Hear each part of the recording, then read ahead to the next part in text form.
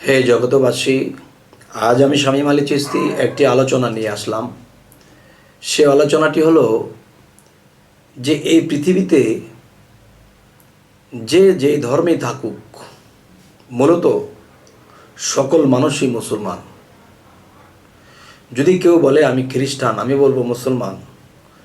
যদি কেউ বলে আমি ইহুদি, বলবো তুমিও মুসলমান। যদি কেউ বলে আমি হিন্দু, তবু আমি বলবো যে তিনিও মুসলমান।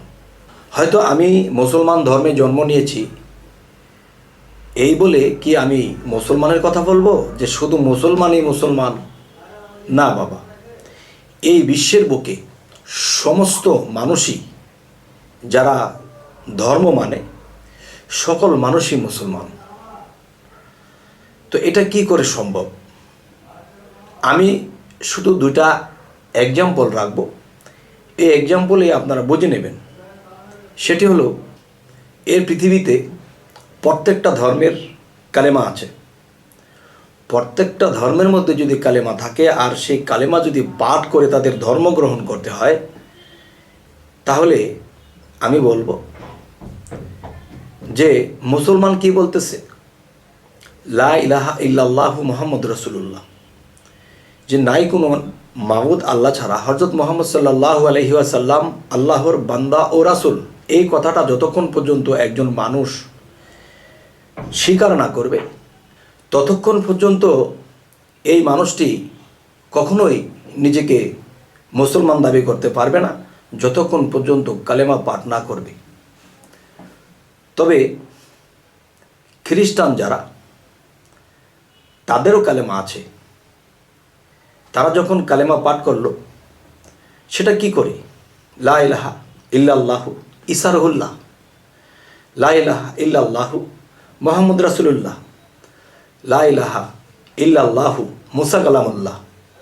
তাহলে মুসা কালামুল্লাহ তিনি কিন্তু মুসলমান নয়, তিনি কিন্তু ইহুদি ধর্মের নবী। তার ধর্মের নাম ইহুদি। নাসারা ধর্মের নবীকে, তিনি হলেন দাউদ নবী। তাহলে তিনিও কিন্তু আমাদের নবী। তাই নবী স্বীকার করতেছে আমাদের, কিন্তু ধর্ম শুনলে আর আমরা মানতে রাজি না।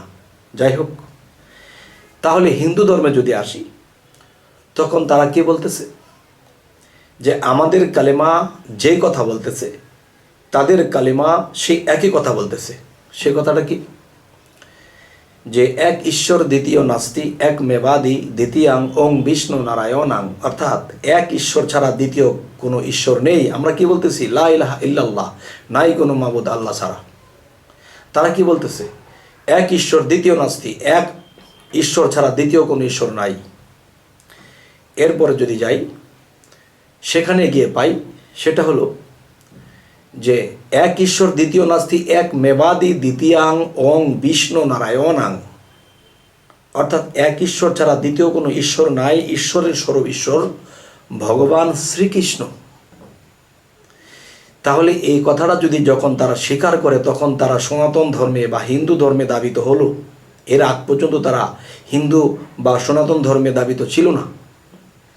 তাহলে প্রত্যেকটা ধর্মের কালেমার দিকে যদি লক্ষ্য করি, তাহলে সেখানে কে বলতেছে? এক আল্লাহ ছাড়া দ্বিতীয় নেই।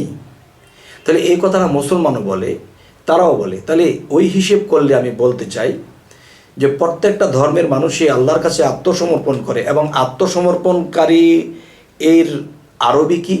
মুসলমান। তো মুসলমান যারা আত্মসমর্পণ করেছে আল্লাহর কাছে, তারাই মুসলমান। তাহলে এই বিশ্বের সমস্ত ধর্মের মধ্যে আত্মসমর্পণ আছে।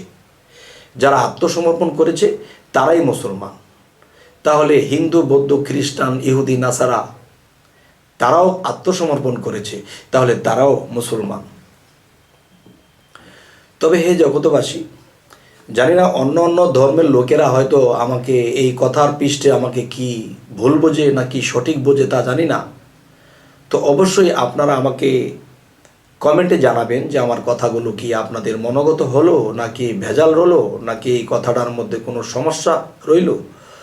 অবশ্যই আমাকে জানাবেন। তবে হে জগতবাসী, আজকের এই আলোচনার যে মূল বিষয় সেটি হলো যে এই পৃথিবীতে আমরা ধর্ম দিয়ে কারো বিচার করব না।